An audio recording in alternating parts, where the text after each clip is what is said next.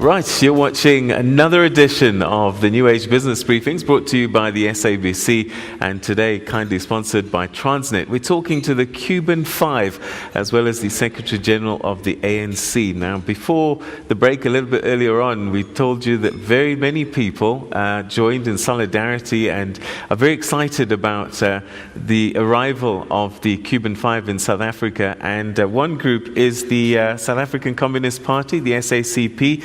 And we'd like to get the thoughts of the Deputy Secretary General, Mr. Solly Mapaila, who's in the audience, just to get his thoughts on this historic visit. Mr. Mapaila? Thank you very much, Peter. Just to say that, firstly, we also extend our warm welcome to the Cuban Five heroes. They remain an important example to the struggle for solidarity and also the struggle against injustice that particularly happened against them in the so-called, the real so-called SG, land of liberty, that practices a brutal form of social oppression in the name of focusing on individual rights, but punishes the entire collective. And that's why the Cuban society has been punished for all these many years. And I think that the essence of what they've been fighting, what we call the economic blockade, it's an atrocious activity in which the US government refuses to deal with any other company that seeks to do business with Cuba. Even South African companies, by the way, which is a shame. For instance, last time, when we were sending South African students to Cuba, SAA flight could not even fly to Cuba because its insurance company had relations with an insurance body in the US. A Cuban student won an international award when one of the prize was a computer. It happened to have a software developed in the US and was not allowed. This is the essence of what the blockade is about, to subjugate that country so that it cannot develop economically. But for all these years, what we have seen has been a great example, admired by everybody worldwide. In fact, I can say to you, Peter, you have to visit Cuba to be a full human being, so to speak, to appreciate the level of humanism you find on the streets, the compassion of people to one another. And I think that these comrades represent that. That is why South Africans came out in their big numbers to welcome them. Also in recognition of what Cuba has done to South Africa and to the liberation of many African countries. So for us as the SACP, we really feel very proud that today our struggles have not been in vain. Your own struggles have not been in vain. Here you are free. Yesterday when we hosted a dinner for them, Comrade Ramon said to me, "Comrade, can you believe in January we're still in jail? Here we are free." And I think that this is the feeling that we all, it's a feeling of great hour for us, and we want to welcome them to South Africa. And we wish them a great success in the rest of the program as they visit the rest of the country. And our comrades are ready to welcome you all over throughout South Africa. And I think that we'll learn much more about Cuba and even about socialism, because we have defined actually today what we have been talking about in simpler terms, what socialism is about, without using big words, bombastic words and so forth. But this is great to have you in South Africa. You are a country that we also fought for. Thank you very much. Thank you very much indeed, Deputy Secretary General Mapaila. He talked about this new freedom that you guys have now, and earlier on you spoke about icons, Che Guevara, but Fidel Castro, I guess, perhaps is the one guy that really symbolizes the Cuban Revolution and that America can kind of look at. If there's one guy we don't like, man, this is the guy. What was it like meeting President Castro when you came out of jail? We really, when we had the meeting with Fidel, what we felt was that we were there many times. Whatever it happened one time because the time that Fidel have and the activity he does. But we were there that we are in our house with somebody that we see frequently, and we had a long conversation about many topics, very interesting topics. We share memories. It was a great moment, but feeling like a family. We didn't see any distance between Fidel and us. He making us and his family to feel like we are home with him and like we are member of his family too. And that's Fidel, because that feeling other people have too. And Fidel is very bright. He's still reading, keeping update and everything. And we had a great hours there with him. So that's what I... Wow. So, I mean, you guys literally gave a good chunk of your lives inspired by this man. What would you say are his qualities that he was able to get gentlemen like you to lay down everything for your country? What was it about? What is it about Fidel Castro? What did he inspire in you? Tell us a little bit about his qualities. I think that Fidel is a special person. He's special because he's a person who, even when he can be an strategist and can do many things magically, you can say. When you talk to him, he's very humble. He's like a human being that it's like meeting your father, being with your father the whole time. But at the same time, he's an example in life. He don't tell you do this because he had done it before. He's the first one in the battle. When it don't happens, he was the first one in the battle. That's the leader. And he teaches how to be a leader, how to talk to people face to face. You know what I mean? He's that kind of person. So you have to follow him, his example, his living, because whatever he says, because he had the experience, because he has been through that experience before, he has been reading a lot of things. He got the vision of, like Gabriel Garcia Marquez once said, he got the vision of travel to the future, come back to the present, and tell us about the future. But I could add, not only tell us about the future, he had the vision of preparing us to make a better future for humanity. That's Fidel Castro. Okay. All right. Let's go to table 15. We'll find Kay Sehwali.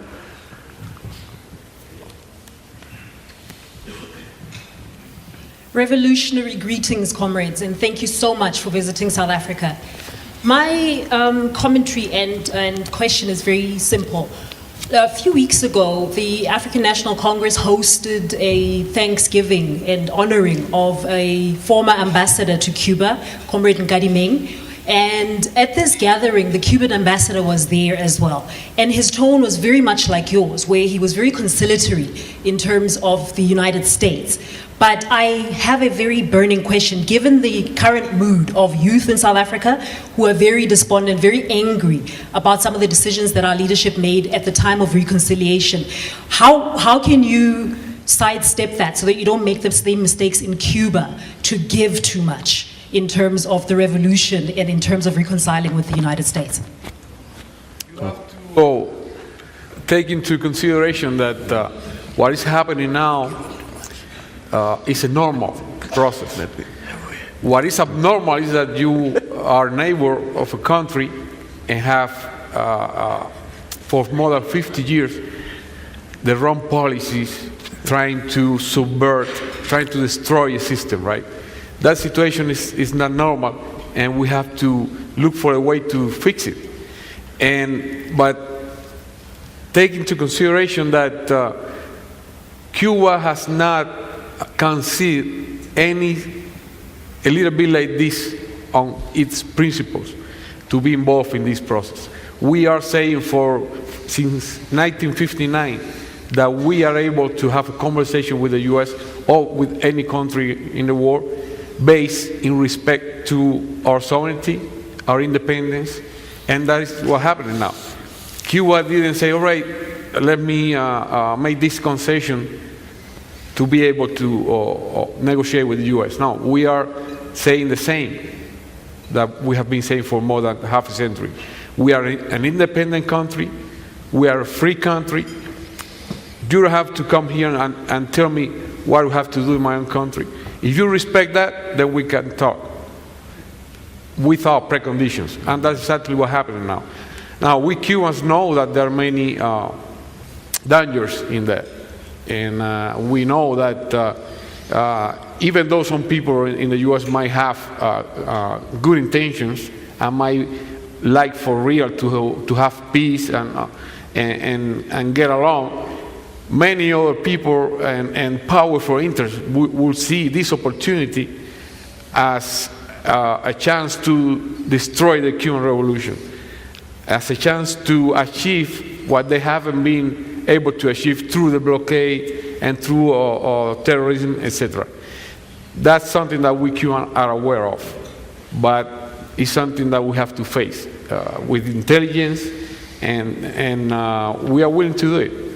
We know that it is for the better of both countries and the region and the world to have normal relations and peaceful relations. But that doesn't mean that we're gonna concede any principle in order to do that.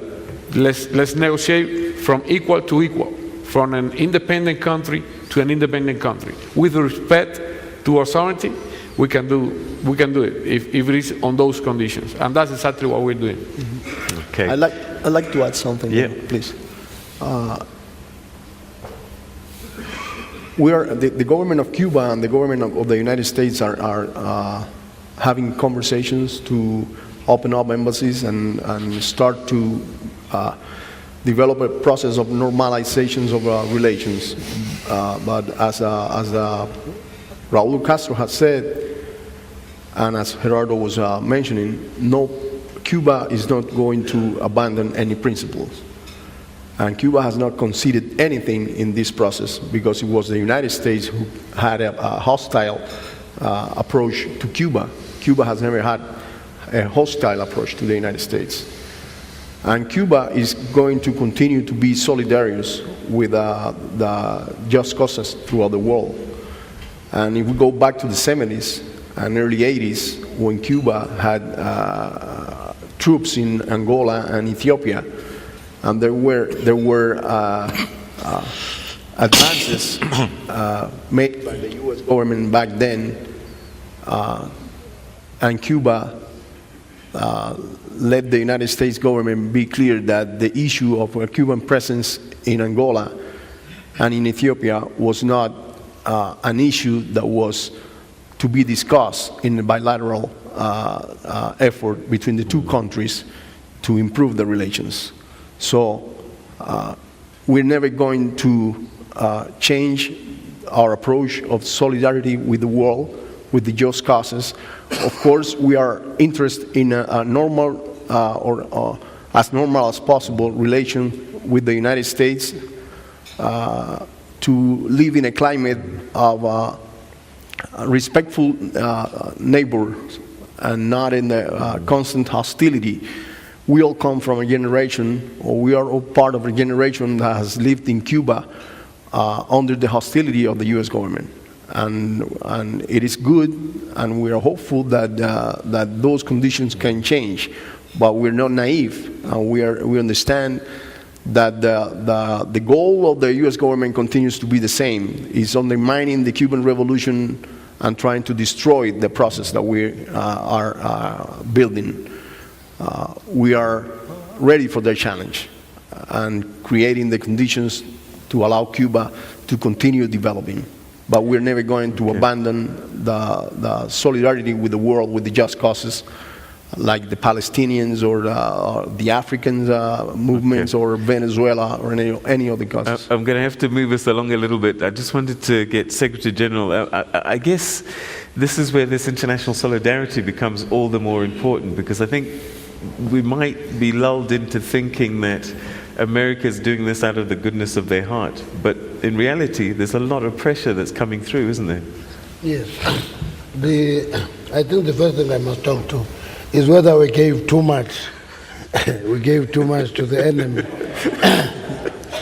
I think that is quite important because revolutionaries appreciate that if there is forward mobility, there are times when you are required to hug hyenas. You hug them as long as they don't block you from moving forward. And I think that is what we did. And we did that because we learned from international solidarity.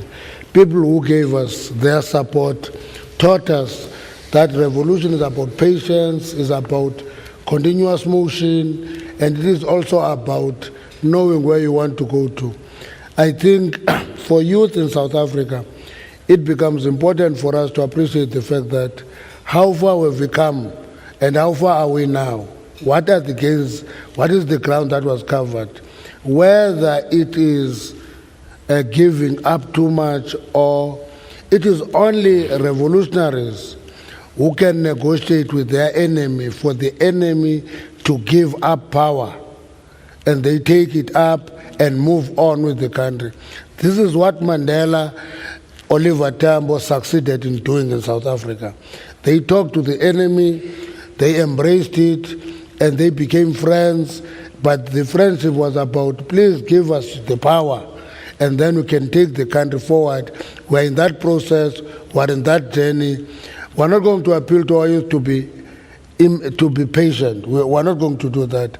They must be impatient, but they must be involved. Because if you are involved, you are real about problems, you don't imagine them. Okay, so international solidarity is always important because international solidarity helps you cross the bridge when it is difficult. We didn't talk about the Bashir issue. Yes, If you listen to that debate, South Africans, because of the holier-than-thou approach, think that we should arrest Bashir, hand over to the ICC, and not appreciate the fact that if you do that, you destroy everything you have developed over a period of time in terms of relations with Africa. And I think it is that ability to balance the thinking that will help us move forward. International solidarity is about friendship, peace and friendship, clause 10 of the Freedom Charter. Okay, all right. After the break, we're going to chat to get a question from Obed Bapela. He's an ANC NEC member. Find out what his question is. And we'll also start looking at your Twitter questions for our panel as well. Stay with us.